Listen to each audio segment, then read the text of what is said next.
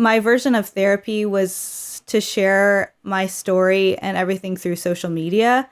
So I was super open about it. And I knew that like if I was having to go through all of this, I wanted to use it to help other people as well. So I was really intentional about sharing like the good, the bad, the really hard days as well.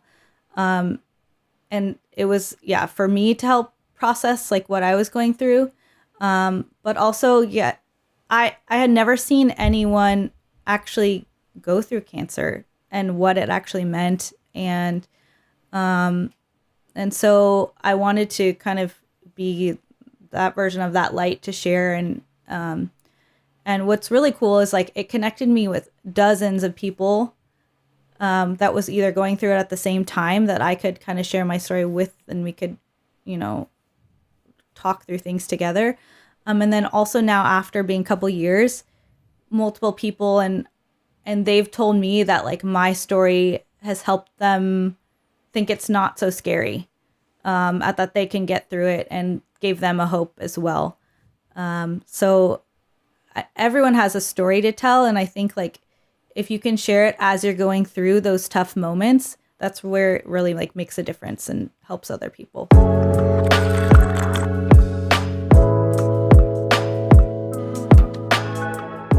Wake up, friends, and welcome to the Christ and Coffee podcast. My name is Dr. Haig, and today we're going to hear a powerful testimony from the power couple of Jeff and Kelly Mazmanian. When Kelly was pregnant with their second child, she found out that she was diagnosed with stage 3 breast cancer. Hear her remarkable faith, her positivity, and her practical endurance to get through stage 3 breast cancer and give birth to a healthy baby girl. Hear Jeff's perspective as well as he's watching his family go through this. This podcast is uplifting and encouraging, and I can't wait for you guys to hear it. But before we begin, let's read our verse of the week, which comes from Proverbs chapter 17, verse 22. A cheerful heart is good medicine, but a crushed spirit dries up the bones. With that said, please grab a cup of coffee and enjoy this Christ-centered conversation.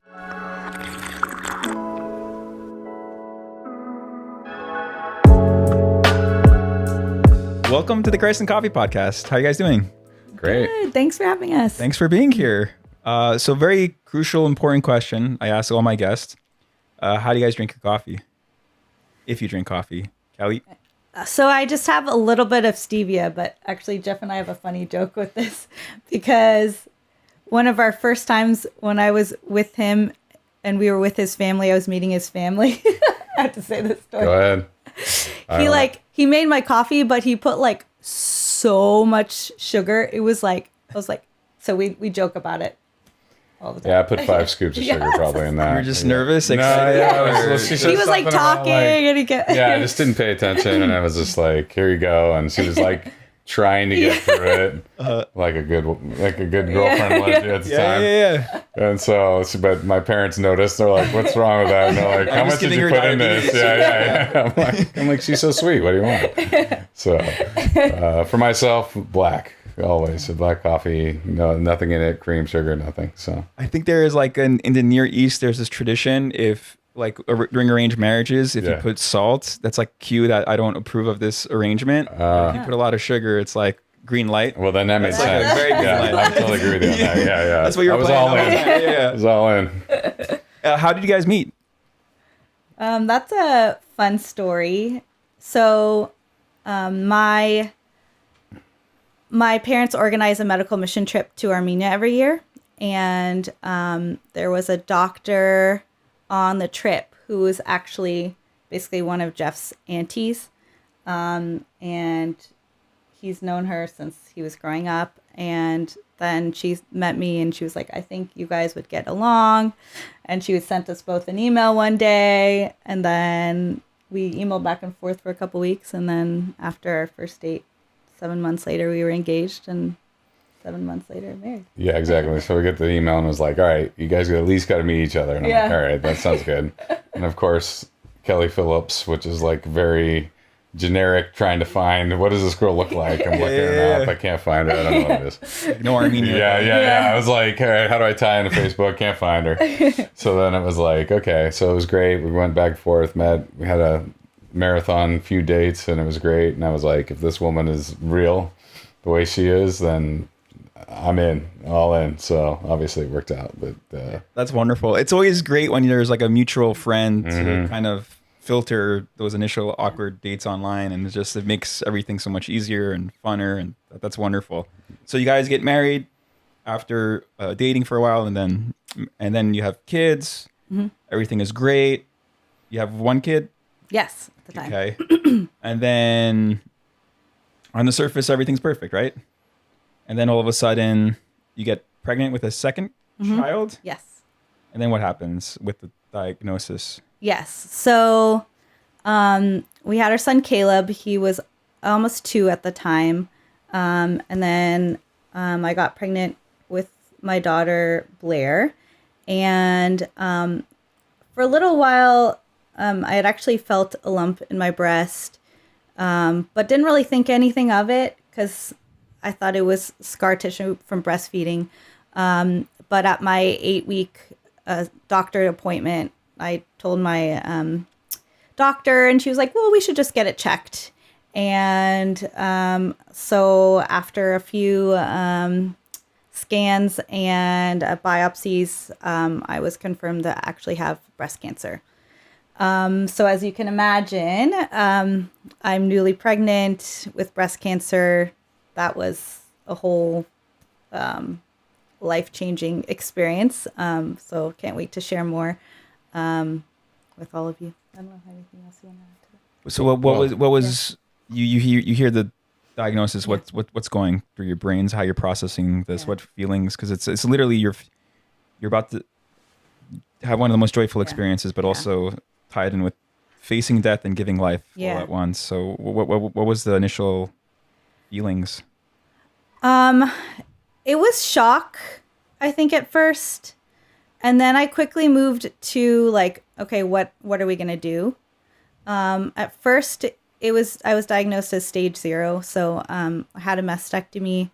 But after the pathology reports came back, it was actually stage 3. Oh, wow. Yeah. So, and what that meant is I had to get chemotherapy, and do radiation. So, it was, But, I mean, as part of that process, to your point, when we found out each step, it was just like, wow, what do we deal with here? I mean, Kelly has a good story about how you never really thought it was going to be anything more, right? Because you hear these diagnosis and you're saying, especially if your doctor says it's stage 0. Let me just go get a scan and see what this is. Not a big deal, right? I literally never thought it was anything. I didn't even bring anyone with me when I heard my results, because I'm a very positive person. So, but I think that helped me throughout my diagnosis, because I never had a thought that I was going to die or that anything was going to be wrong with me or my daughter. And I really attribute that to my faith. And I don't know how anyone would go through anything like this without faith and without Jesus. And he gave me hope throughout the whole process. So, and I connected with a lot of people. You join on the different Facebook groups, breast cancer under 40 and all these different things. And you realize that people can go down to a spiral and have no hope. So really, I had hope throughout the whole thing.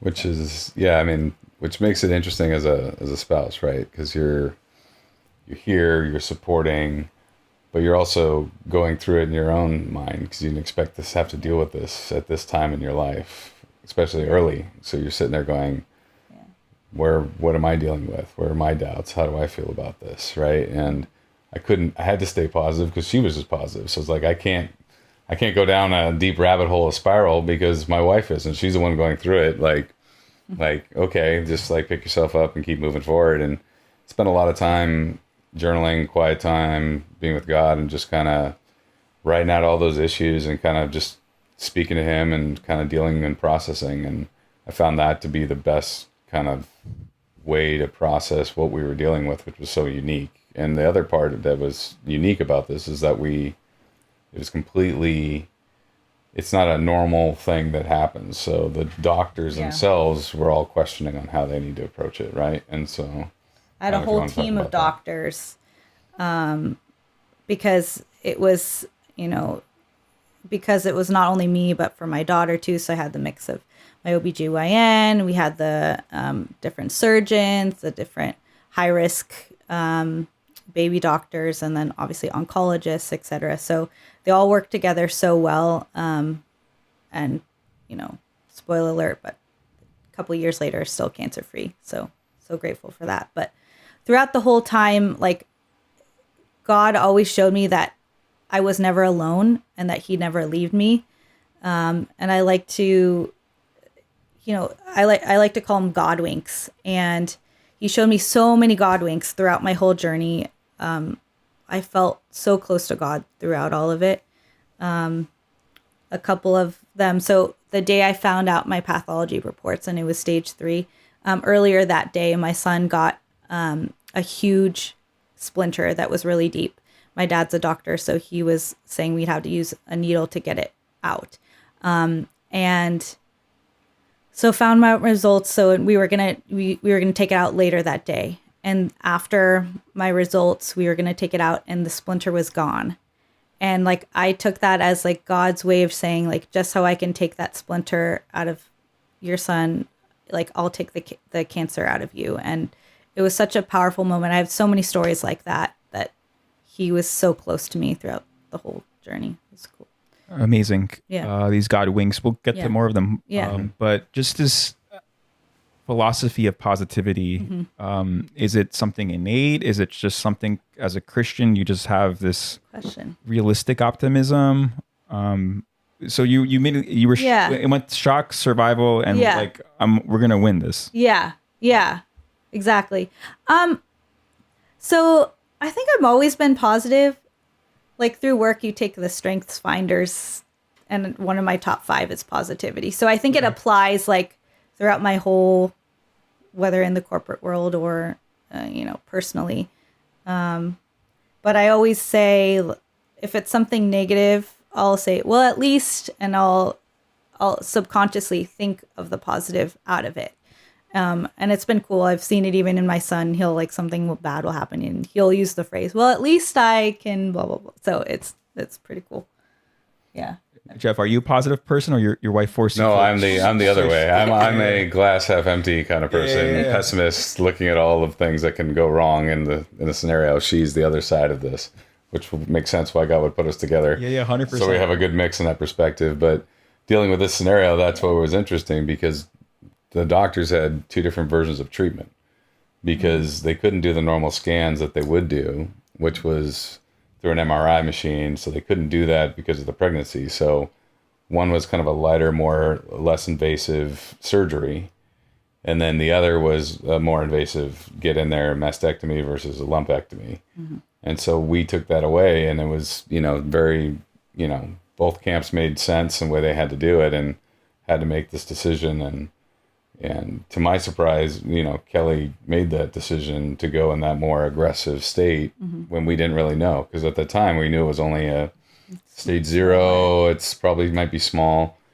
But, God led us to kind of go to that more aggressive treatment. But in that aggressive treatment, we found that it actually was a more aggressive cancer that had spread and other things. So she would have ended up having to do another surgery if they would have just done the lumpectomy and other things. So the answer is like, it was interesting to see how that dynamic, I think, maybe played in that sense, where God used maybe some of my more pessimistic side to help Kelly decide like how to actually approach it. But looking at both things, realist. I'm a realist. Yes. Well, I don't know if it's a good thing, but But I think that's the key here, right? Like you're not like a positivity person. Your head's in the clouds. You're optimistic, but in the sense of you're facing the data points and you're tackling it with scientific method, probability, and which it leads me to my question of this aspect of faith and science, because sometimes, as a pastor, people are just like, can you just pray for me and let's not deal with the reality of it? I'm like, I believe in miracles and all that, but we have to also do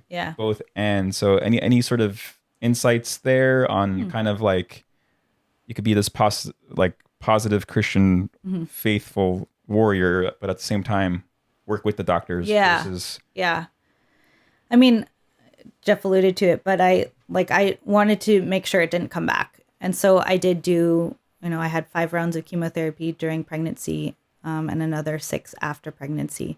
And so I did everything to the maximum to make sure from, a medical perspective, listen to the doctors. But did my due diligence, got, multiple opinions, etc. And by prayer, that's what led us to where we ended up choosing to do. But we did do the more aggressive of the forms. 2 options. Yeah. And did you have like a inner peace about it, or? I did. I did. I don't know if you have any. Yeah. No, I mean, definitely did. But I think from your perspective or what we're talking through, I mean, you have an engineering background. Yeah. And then you have your faith background. And so the idea is, how do you see that you're able to do that? Like, how do you balance the 2 worlds? Yeah. In that, as you go through, is it just analyzing the data that's in front of you? I mean, like pros cons lists and prayed over that, almost like discorded, etc. But there's the other things are happening here, right? You're still like working. You have another kid. It just how did you? Is it just survival mode or is it moments of weeping about it, grief, or is it like let's cry about this later? I mean, we had huge support from family and obviously him, like he was my rock, and I've said like he took on so many different roles that he had to take on like my roles. And so I'm so grateful that Jeff was such a big support for me and family and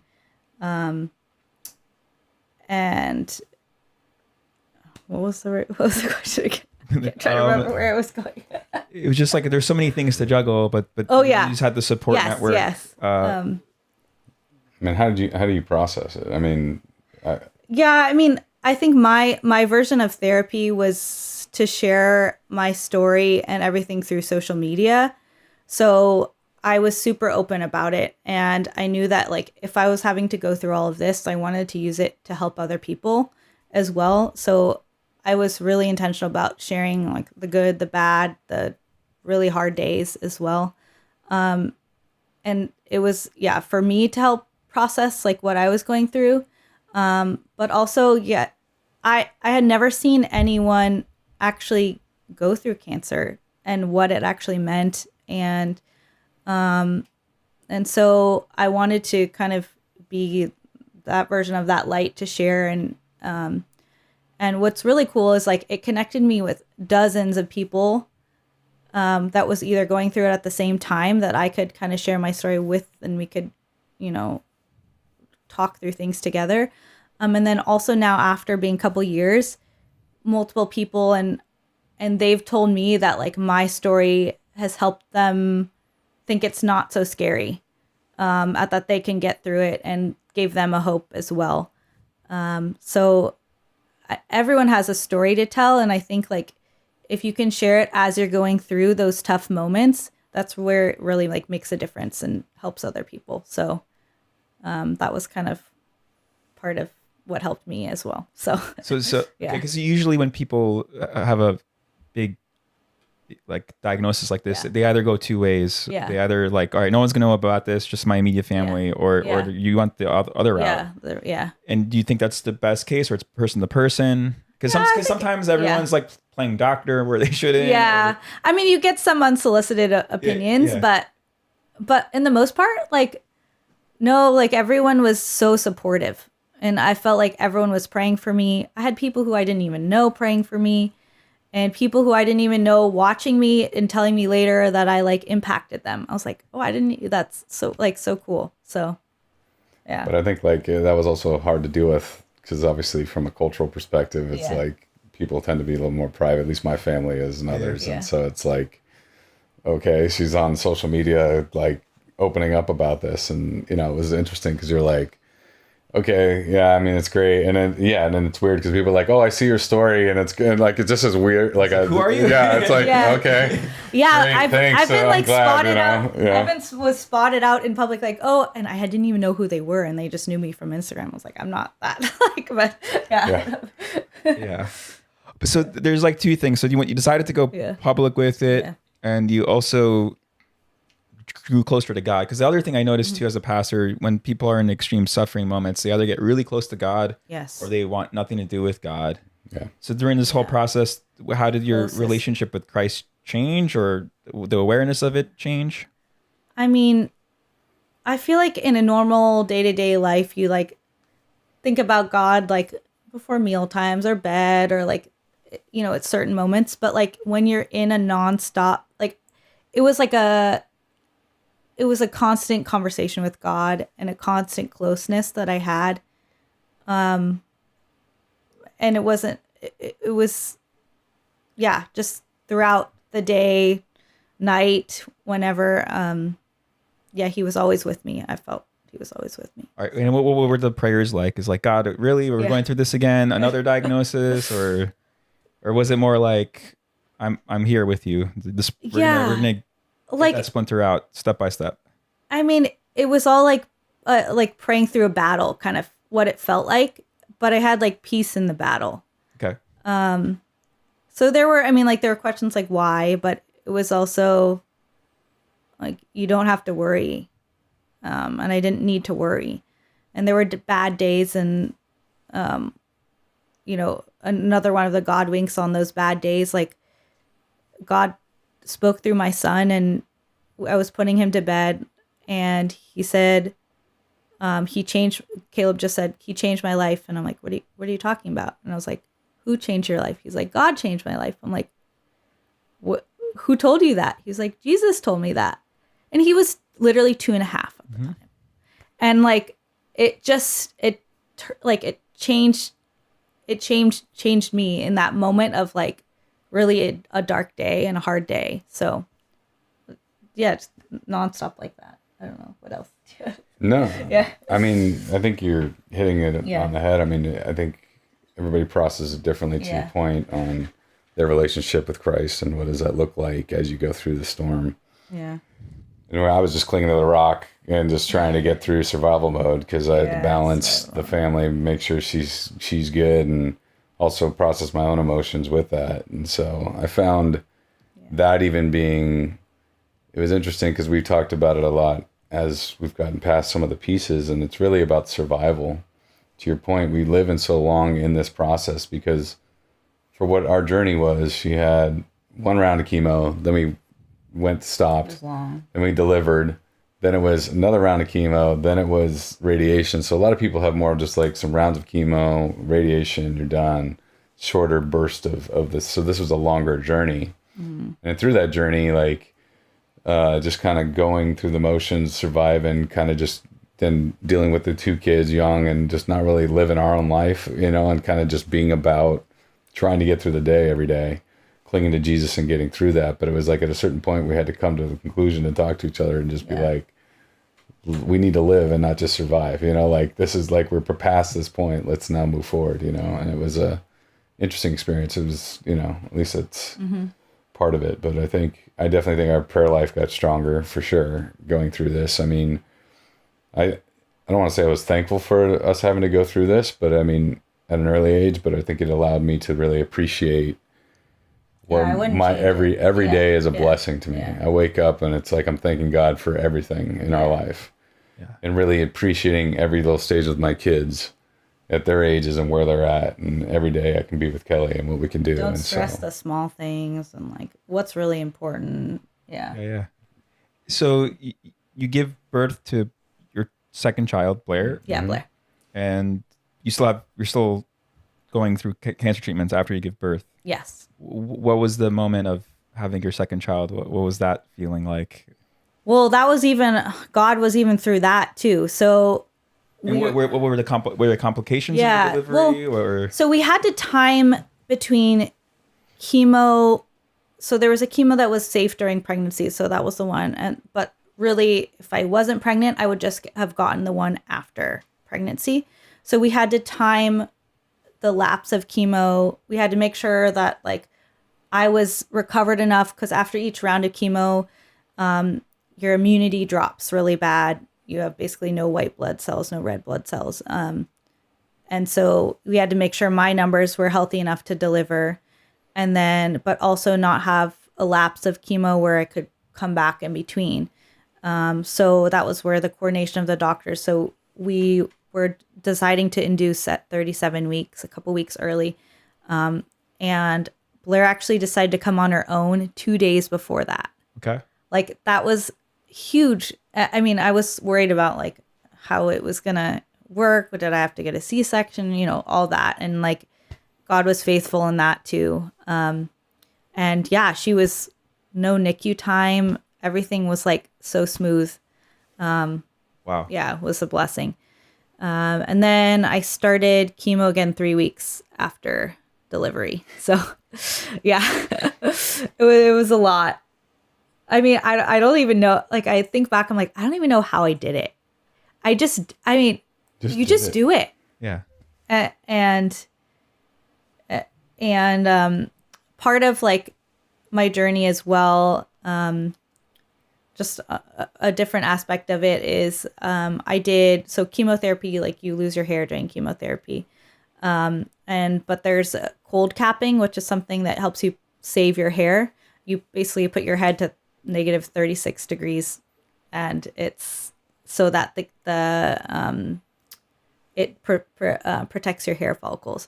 So that worked during pregnancy, but unfortunately it didn't after, I think because my journey was so long and whatever it was. But the reason why I'm sharing that is even though I look back at myself and I was like, you know, I had no hair. I lost my eyebrows, my eyelashes.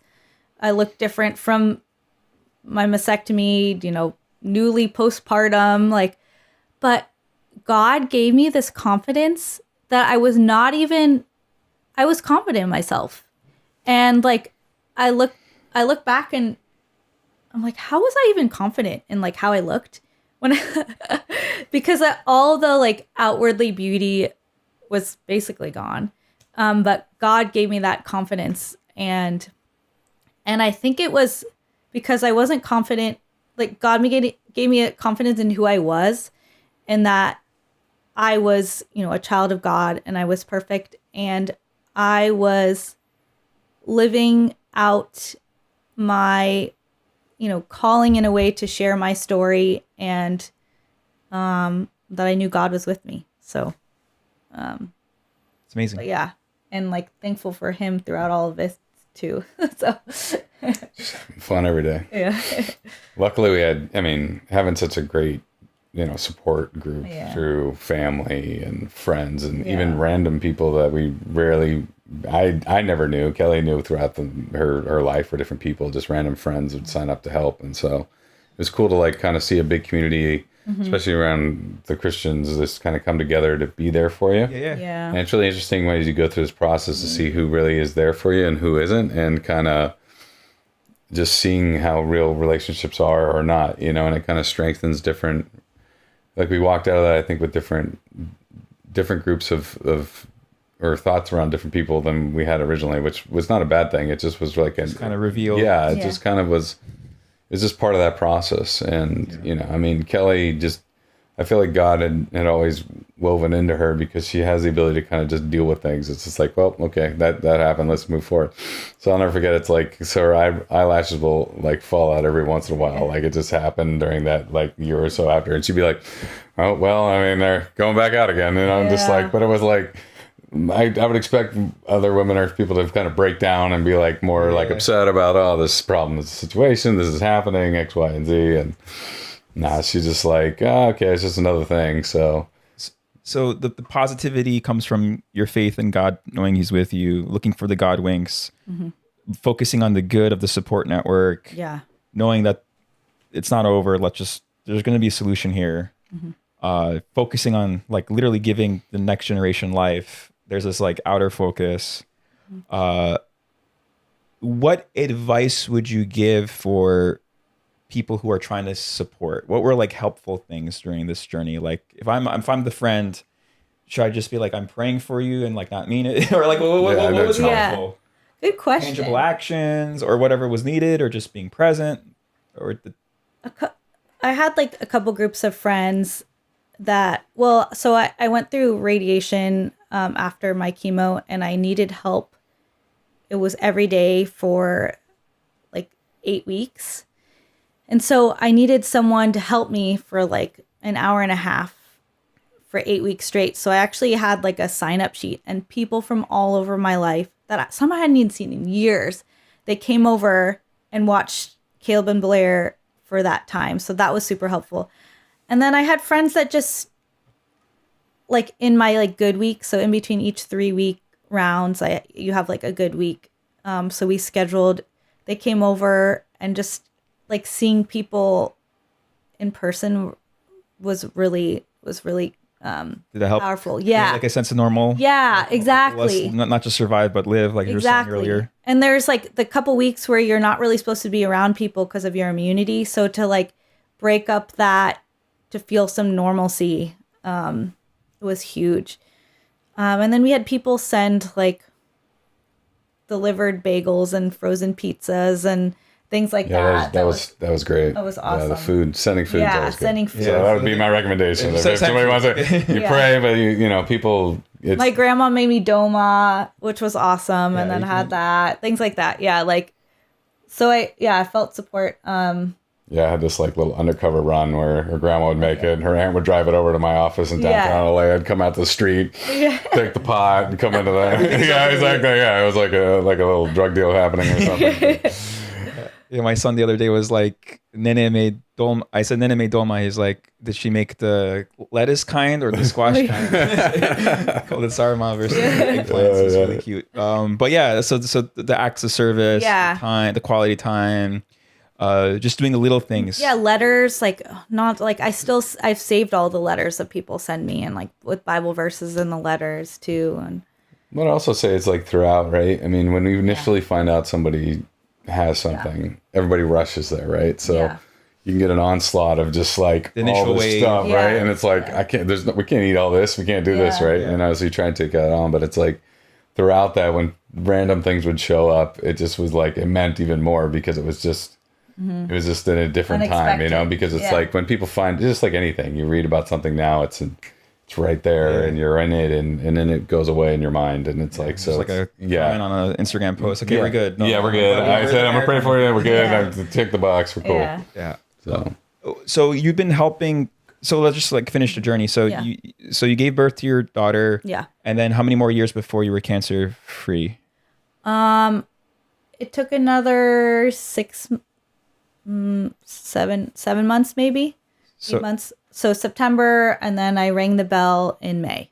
So in its whole entirety, how long? The whole thing was like almost a year and a half. Yeah. And what were some like any new discoveries in science created from this experience? Like things that worked or don't work, or it was kind of because you're coordinating with so many different fields of medicine. Anything? Yeah, I mean, it's pretty rare to be pregnant and have cancer, so that was I was part of. There's a pregnant and cancer registry that I was part of, and then even though my mom and both grandmas and a cousin has had breast cancer, we don't technically have the gene. Wow. So I just think they haven't invented it yet. So we're actually going to be in a study to see if we come up with the next, I say BRCA3, I don't know, gene. So we'll see. So for earlier detection. Yeah. Okay. And you're giving a lot. You're still giving support for people who have cancer right now. Yeah, here and there. I feel like it's becoming so common, like earlier and earlier in age now. There has to be something else that's going on. Not just genetics. Yeah, I don't know, but a couple close friends that I've been able to help and talk through it with them and give, just the little like things that you kind of have to go through it, and little tips and tricks kind of thing, but also prayers and advice, like tips and tricks. So like chemo will be like yeah, this. like chemo, yeah, like do this before this. yeah, exactly. Like I think you've been able to make it less scary for people. Yeah, is the whole point. I think kind of as they go into it, like you become, like you said that for a while, which was kind of tough, is like I become everyone's cancer friend. Yeah. So I'm the friend that's like, oh, well, my aunt or my cousin got cancer. So let me reach out to you, and so like, but that ended up becoming the strength of what you've enjoyed to be able to do. No, I loved it. Yeah. Because you still do. So it's like, I want to do something more out of it and my story and my journey. And so we'll see where God takes me with that. But I would love to help more people and speak and something. So yeah. And I think this, like everything you're talking about, is just like your positivity is creating encouragement and positivity, and then increasing the faith and the hope and the love, that the Christian virtues in the midst of suffering is really quite admirable, and it's just contagious. So, and it's a real testament to your marriage, till death do we part, sickness and health. It's quite beautiful to have that revealed here. If someone is hurting with cancer, what would be your advice? Just to reach out to a support group, or someone's listening and they're in a predicament right now? Yeah, what would you say to question. Them? I personally didn't do really any support groups, but I think they're so powerful, and I still want to go back and join a support group so I can pass that on. But there are so many, even through churches, through your hospital potentially too. What else? I mean, feel free to reach out to me. Yeah. I mean, I think it's just, obviously it's clinging to God, getting closer to that. But I mean, when you're feeling alone, is realizing you aren't alone. And to Kelly's point, is reaching out to people that are there. I mean, I think that even social media has been helpful, I would say, to be able to have access to larger groups easier. Yeah. Where you still feel like there might be a wall there. Because I remember that was part of one of the groups that you were part of on Facebook, and you ended up becoming friends with a gal in Michigan. Yeah. That you guys would just chat back and forth with. That was in a similar situation. Exactly. She was like a year ahead. Thanks for reminding me. She was like a year ahead of me, and we had the same journey. She was just like a year ahead. So we're able to add all the detailed questions about too. That's great. And then I read, makes it less scary, right? Yeah. Exactly. And then something else is, I had a devotional that I think it's called Praying Through Cancer, that I read, and I also had it on audiobook, and so I would listen to that, because you're in the car a lot as well, because you're going back and forth almost every day. Some weeks every day, just to get your blood work, to get hydration, etc. So having something to be able to listen to made a huge difference to me, like a devotional as well in the car, and for reading too. But that was a big, to hear other people's stories and then relate it. It's good. Amazing. Yeah. You're kind of answering it, but final question: what would be one piece of advice you'd give to the church? You could take turns. I mean, I don't know. I would say, like, one advice I'd give to the church is, find strength in community, and don't be afraid to share your feelings, good, bad, whatever that looks like, because find a community, be part of the small groups, men's groups, women's groups, whatever that is, because that allows you to have those outlets that may not be with your spouse in that situation, but allows you to talk about what you're going through, what you need to be prayed for, especially as a caregiver in that situation, because a lot of people don't realize that the caregivers there's actually a statistic that caregivers end up actually dying a lot more than the people they take care of. That happens to be with more elderly people and things, but the real answer is because the amount of stress that they are eating and taking on. And it's not, and people look at it as they're not really they're part of the journey, but they're not really there, right? I mean, it's just, you're just expected to kind of make it happen. it's the person that's sick is the one that we need to worry about. It's like, it's actually both. So just being open as a church to, you know, embrace those people, the caregivers, and making sure to support them just as much as supporting the person that's going through it. So true. Caregivers are way overlooked. They have, I think a lot of the times the caregiver's actually harder because they have to process the same thing as the person being sick, but they're not the person, and they have to they're expected to live their normal life at the same time. So they have like double the amount of, like, to your point, stress and responsibilities. So yeah, and yeah, no one talks about it as much. So that's why I wanted to bring him on here too. But I guess I would say is, you know, if you're facing a trial, it's hard. Sometimes I feel like people don't like the cliche of like, oh, everything happens for a reason, but like it really is true. And I wouldn't change any of it. I am really grateful for everything I've gone through.